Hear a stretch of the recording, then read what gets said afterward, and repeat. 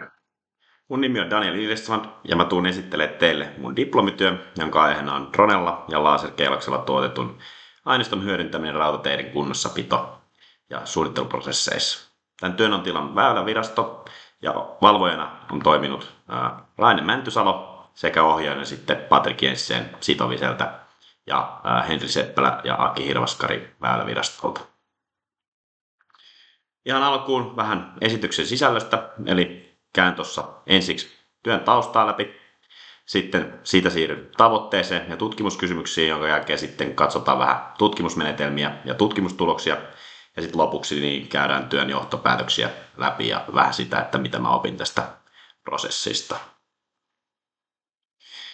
Eli alkuun vähän työn taustoja. Suomessa rautatieinfran omistaa ja hallinnoi Väylävirasto, joka myös määrittelee sitten, että miten ja milloin näitä ratamittauksia tehdään.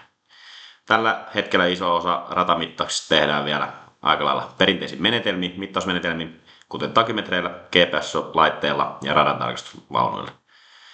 Vaikka näillä menetelmillä saadaan laadukasta tietoa, niin ne vaatii aika paljon resursseja ja voi olla aika ajoin hitaita prosesseja. Tämä silloin tarkoittaa sitä, että nämä projektien lähtötiedot voi olla usein näistä syistä johtuen niin myöhässä tai puutteellisia, mikä sitten hidastaa projektin etenemistä ja kasvattaa kustannuksia. Erityisesti kansainvälisesti niin nämä dronet on noussut keskeiseen rooliin rautatieinfran kunnossapidossa. Näillä saadaan tosi nopeasti laajoja ja yksityiskohtaisia aineistoja, jotka mahdollistaa esimerkiksi sitten poikkeamien havaitsemisen ja ajantasaisen dokumentoinnin. Ja Suomessa näiden menetelmien käyttö on aika lailla vielä melko harvinaista, ja tämä työ pyrkiikin sitten vastaa näihin kysymyksiin, että miksi ja millä tavalla tätä tilannetta voisi muuttaa. Sitten vähän työn päätavoitteista ja tutkimuskysymyksistä. Eli päätavoitteena oli selvittää, että miten dronella ja laserkeilaksella tuotettua aineistoa voidaan hyödyntää Väyläviraston kunnossapito- ja suunnittelutehtävissä.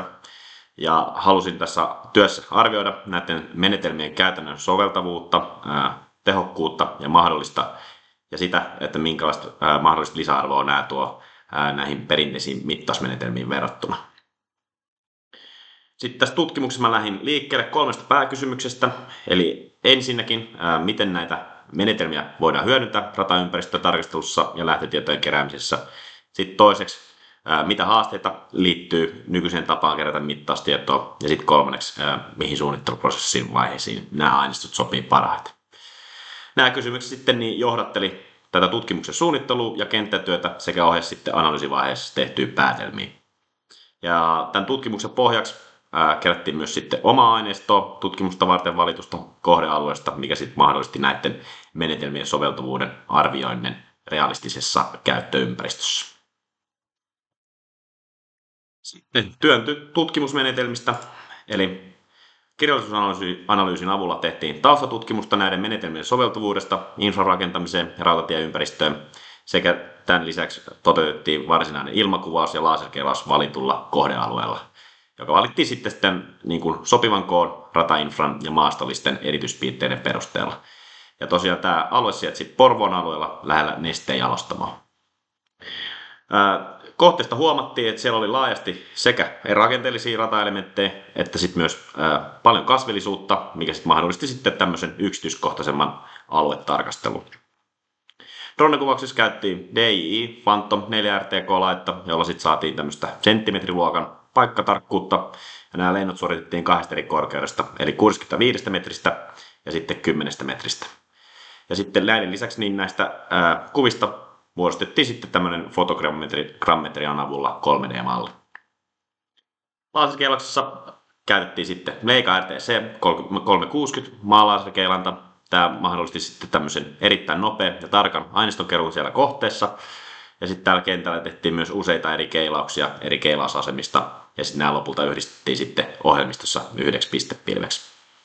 Tällä tavoin saatiin muodostettua niinku sellainen kokonaiskuva tästä rataosuudesta. Sitten prosessoinnissa niin käytettiin useita ohjelmistoja, kuten drone-deploita, ilmakuvia ja fotogrammetrisen mallin muodostamiseen, Leica Cyclone nimistä ohjelmistoa, pistepilvien esikäsittelyä ja sitten Cloud Compare visualisointia ja analyysiä. Ja sitten tämän aineiston laatu tarkasteltiin erityisesti niin kuin tarkkuuden ja kattavuuden osalta, jolloin sitten pystyttiin arvioimaan, että kuinka käyttökelpoista tämä aineisto olisi kunnossapidon ja suunnittelun kannalta. Sitten ilmakuvauksen tuloksista. Ilmakuvauksella saatiin aika käyttökelpoista aineistoa eri korkeuksilta, eli tästä 65 metrin kuvauskorkeudesta saatiin tämmöinen yleisnäkymä koko rata-alueesta, ja se todettiin olevan hyödyllinen erityisesti sellaisissa tilanteissa, jos halutaan arvioida esimerkiksi kasvillisuuden leviämistä tai tarkastella sitten vähän isompia topograafisia muutoksia. Ja näistä kuvista huomattiin myös, että pystytään muodostamaan tämmöinen fotogrammetrinen malli tästä rataosuudesta, jota voidaan sitten käyttää esimerkiksi suunnittelussa maastomallina. Sitten tästä 10 metrin korkeudelta otetuista kuvista huomattiin, että ne tarjoaa erittäin yksityiskohtaista tietoa tästä rata-alueesta. Näistä kuvista pystyttiin varmistamaan esimerkiksi yksittäisten ratapölkkyjen kunto, havaita mahdollisia laajempia rakennevaurioita kiskoissa ja alueella sijaitsevan vaihdealueen kuntoa pystyttiin myös tarkastelemaan tarkemmin. Huomattiin, että tässä ilmakuvauksessa suurimpia etuja oli sen nopeus, joustavuus ja turvallisuus. Että nämä kuvaukset pystyttiin suorittamaan tosi lyhyessä ajassa ilman, että tarvitsee itse jalkautua vielä sinne rata-alueelle. Ja sitten lisäksi havaittiin myös, että ilmakuva-aineisto oli helppo jakaa muille tahoille drone deployn avulla ja yhdistää sitten tarvittaessa muihin järjestelmiin, kuten suunnitteluohjelmistoihin tai paikkatietojärjestelmiin. Sitten laserkeilaksen tuloksista vähän sen, eli tässä työssä käytettiin tosiaan RTC360 laserkeilainta, joka osoittautui erittäin tehokkaaksi ja luotettavaksi laitteeksi, erityisesti silloin, kun halutaan mallintaa tämmöisiä pienempiä rata-alueita ja sen kiinteitä rakenteita tarkasti. Sitten lisäksi myös huomattiin työaikana, että sillä oli erilaisia rajoitteita, kuten että tosiaan sopii parhaiten vaan tämmöisiin pienempiin alueisiin, eikä se ole kovin sit käytännöllinen tämmöisissä pitkissä rataosuuksissa. Tällaisessa tilanteessa esimerkiksi niin kuin droneen kiinnitettävä laserkeilaan voisi olla huomattavasti parempi ratkaisu. Sitten tässä työn aikana tai tämän keilauksen aikana perustettiin useita keilausasemia, jotka sitten yhdistettiin nimenomaan tässä ohjelmistossa yhtenäiseksi pistepilveksi. Ja tästä pistepilven perusteella pystyttiin tekemään esimerkiksi yleispiirteistä geometrista analyysiä ja luomaan sitten korkeusmalleja suunnittelun tueksi. Sitten lisäksi havaittiin myös, että tästä pistepilvestä pystytään huomaamaan rata-alueella esiintyvää kasvillisuutta sekä sitten erilaisia esteitä tai vaurioita rata-alueella, kuten vieraita objekteja tai laajoja ratainfran vahinkoja. Sitten lisäksi myös tutkimuksen yhteydessä niin todettiin, että tämän pistepilveen voi tarvittaessa sitten vaikka yhdistää dronella ja laserkeilaimella otettuja kuvia, jolloin tästä aineistosta voitaisiin saada vielä monipuolisempi ja analyysikelpoisempi kokonaisuus. Tällaista niin aineistokokonaisuutta voitaisiin sitten käyttää etenkin vaikka suunnittelun lähtöaineistona tai kunnossapidon yhtenä seurantatyökaluna. Sitten työn johtopäätöksistä huomattiin, että tämä drone sekä laserkeilausmenetelmä tarjoaa merkittäviä etuja ratainfran kunnossapidon ja suunnittelun näkökulmasta. Että ne ei välttämättä ihan täysin korvaa perinteisiä menetelmiä, mutta toimii erittäin tehokkaina täydentävinä työkaluina. Suurimpia hyötyjä oli etenkin tämmöiset aineiston keräämiseen liittyvä nopeus, sitten sekä hyvä tarkkuus ja sen kattavuus. Sitten lisäksi tällä dronella tai laserkeilalla voitiin kerätä niin kuin laajaa ja tarkkaa tietoa nopeasti, jopa saman päivän aikana, niin kuin tässä tutkimuksessa tehtiin. Ja sitten lisäksi tämä totta kai sitten nopeuttaa suunnittelun aloitusta ja vähentää sitä kenttätyön tarvetta, mikä on sitten samalla myös kustannustehokasta ja turvallista niille henkilöille, jotka siellä kentällä työskentelee. Sitten erityisen hyödyllisiä menetelmät on niin kuin tällaisissa pienemmissä ratahankkeissa, jossa ei aina ole ihan taloudellisesti mahdollista käyttää laajoja perinteisiä mittausresursseja. Ja sitten myös sellaisissa kunnossapitotilanteissa, jossa tarvitaan niin kuin nopeata tilannekuvaa esimerkiksi tulvan tai raadevaurion jälkeen, niin nämä menetelmät voi tukea sitä nopeata reagointia paremmin. Totta kai näihin menetelmiin niin liittyy toki erilaisia rajoitteita, kuten sitten droneen varsinkin, niin nämä sääolosuhteet voi haittaa suuresti. Sitten myös että se akun kesto, kuinka pitkiä lentoja pystytään suorittamaan.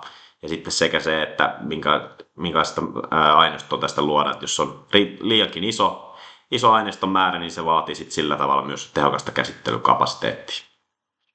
Mutta näistä huolimatta niin näiden potentiaalia on huomattava, että nämä menetelmät on niin todella käyttökelpoisia tällä hetkellä myös muun työn tueksi. Sitten vähän siitä, että mitä mä opin tästä työstä. Eli tämä diplomityö tarjosi mulle mahdollisuuden perehtyä paremmin näihin mittausmenetelmiin sekä käytännön työn että tutkimuksellisen analyysin kautta.